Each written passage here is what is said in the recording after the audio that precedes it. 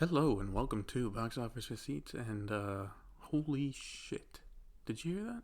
That's the sound of shots fucking fired over in Hollywood. I'm your host Tyler Callahan and I am back in a quick turnaround for an episode because as soon as I finished recording the last one, the bomb dropped. I assume based on the title you know what I'm talking about, so let's just jump into it from the beginning. Last Tuesday, the Wall Street Journal released a story saying that Trolls World Tour has had almost 5 million rentals, and from that calculated that Universal made $95 million in 2.5 weeks. Later on, the Wrap said that they had sources say if you take away the cut digital distributors get, Universal got around $77 million in straight revenue. Now, while they are still in the red a bit since the budget was around $90 million plus marketing, these are still good numbers. Remember, if everything was normal, the movie was headed to a week opening of around 30 to 35 million domestically, and that opening weekend would be split about almost 50-50 with the theaters, so they'd get about 15 to 20 million in revenue, which obviously didn't happen. So, of course, with this good news coming out, Universal wanted to talk about it. I mean, who wouldn't? You know, everyone's trying to see how they make it the next few months, and they have a pretty big hit on their hands. Speaking to the Wall Street Journal, they said this about the movie's performance. Quote, "The results of Trolls World Tour have exceeded our expectations and demonstrated the viability of PVOD."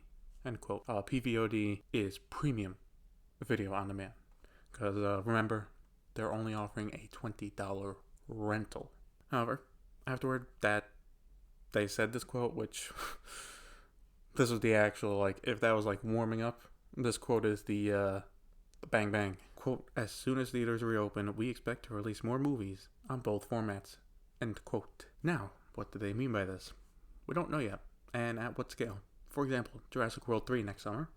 Does that come out in theaters and any $20 rental at home on the same day, or $30 rental, or a 1 week window and then a rental 1 month? They were not clear, except for the fact that they will continue this model. Turns out it did not matter, as hours after those comments were said, AMC released a letter saying that they will not play any Universal movies anymore worldwide. They're done.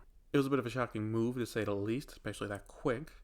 Again, all this news was literally breaking throughout the day. Like, I woke up, Tuesday morning, I saw the numbers for Trolls. Afternoon, the National Theater Association released a statement. Universal released another statement, and AMC's like, fuck off. So, yeah, it was a bit of a shocking move. Universal did release a late statement. This is like 11 p.m. Eastern time. They released a statement following up this, saying they still believe in the theatrical experience. Quote, "We absolutely believe in the theatrical experience and have made no statement to the contrary. As we stated earlier, going forward, we expect to release future films directly to theaters as well as on PVOD when that distribution outlet makes sense." End quote. So while this clears it up a bit, they have dodged the question about their big blockbusters, and I will get into that in a few minutes. After the statement, other theaters sided with AMC the next day, not banning Universal movies per se, but Regal and Cinemark agreed that they would not play any movie that did not respect the theater window. So, that 2 to 3 month window before it's on digital and Blu-ray. So if Fast 9 was on digital day and date for the theaters, they would not air it. And this is where we are now with the situation. I let the news simmer for a few days to see if there would be any updates, but no. First off, I'm siding with AMC on this issue. Take away the fact I just love going to the theater and having that experience. Universal has been a bit of a dick this entire time. Yes, Warner Brothers is now putting some of their movies on, like Scoob, on a digital release. Now, they're not going Universal route saying, oh, they'll be in theaters and digital with like 20, 30 theaters. No, they're just saying it's going to digital. And then obviously you have Disney with pulling Artemis Fowl going Disney+.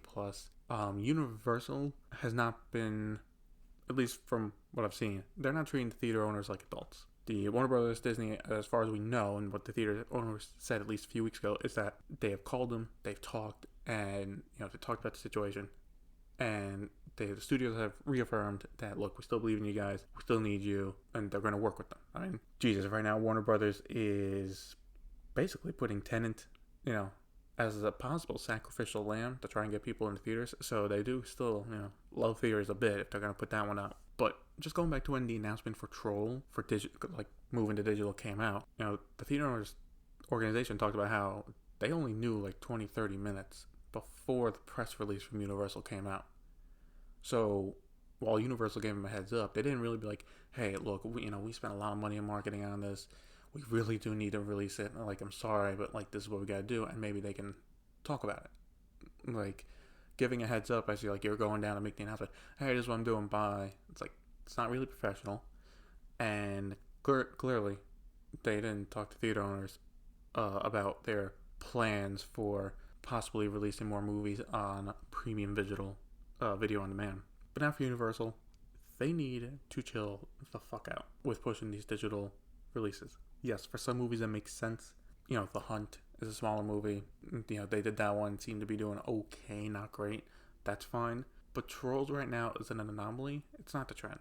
It's not. Yeah, it did well, but that was a lot too, I don't know. Everyone locked up inside their house and they need new content.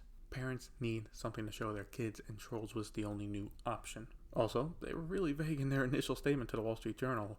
Like, does Minions 2 get a day and date release? Like, AMC went a little overboard, yes, but Universal was being kind of cagey. Now for AMC, while I support them in doing this, like I said before, they did push a bit too strong. I think it was an attempt to show force, which, unless they are talking now in the boardroom with Universal, trying to get a better deal, it didn't work. What they should have done is what Regal did and simply say any movie Universal releases on digital at the same time as in theaters would not air, as it does not respect the theater window. That's it. It's a simple move that people would understand. It would show where they stood, and Universal would then just have to quietly think about, well, Jurassic Park, Jurassic World, Fast 9, Minions, what do you do with them? Now, right now, I'm kind of surprised it's happening at all, at least publicly, because it seems like it went from a genuine issue to a pissing contest. I will say I was surprised it broke out like this, but this pandemic has caused a lot of companies to do a double check on how things operate and how to operate in the future once this passes. Maybe Universal has been thinking about this for a while, and this is their push. As to where the situation goes from here, I don't know. When the first scuffle happened, I thought Universal would give theaters a better cut for a few movies when things reopen, and that's it. Just called it. Like, we're sorry. Should talk to you guys. Move on from this. But clearly, that is not happening.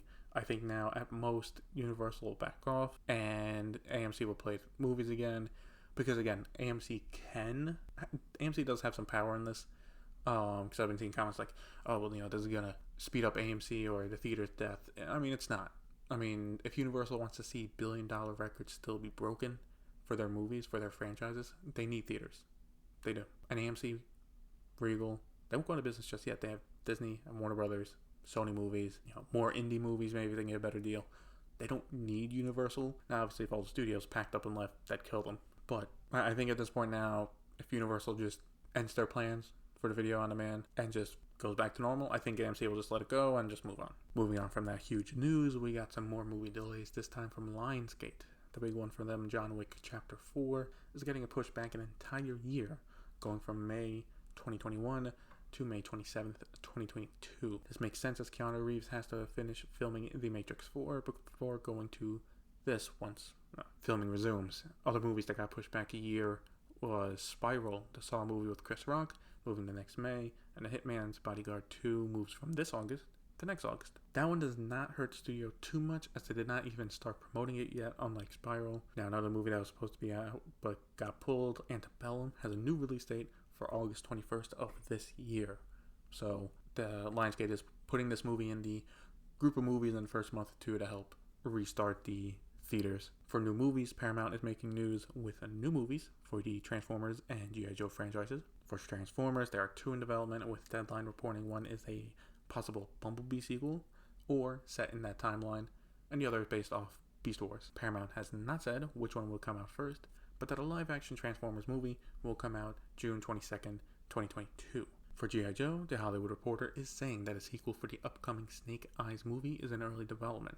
Right now, the movie is still set to come out in October, but I think that will be delayed. I'm not sure if they even finished filming. So, quick thoughts for both. For Transformers, smart. People love Bumblebee, so a movie featuring him, again in a new movie, smart move. Now, for the Beast Wars one, that is a bit of a risky play, but I think it would work if it is an animated movie. It would allow them to do more with it, and there's been numerous Transformer cartoon shows, so it would not be anything new for viewers. Now, for the Snake Eyes sequel, look, I like Henry Golding. He's a great actor, but there's a bit of a risky sense. First, I don't know. We don't know how it is. Unless they've seen some clips, some footage from filming, they're like, this is going to be great. I don't know. Now, look, I know this is in early development. If the movie bombs, they'll just kill the sequel.